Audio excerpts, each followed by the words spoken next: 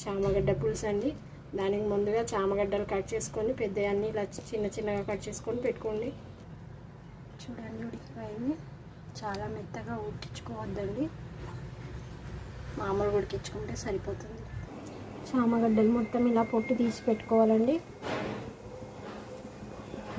ఇప్పుడు పొయ్యి మీద ఒక గిన్నె పెట్టుకొని అందులో ఆయిల్ వేసుకోండి.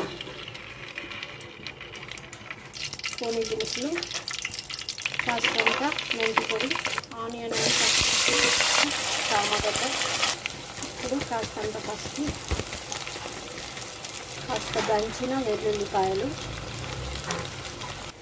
ఇప్పుడు కాస్తంత కారం, ఉప్పు, ధనియా పౌడర్, చింతపండు నీళ్ళు పోసాక అడగంటకుండా కలుపుకోండి.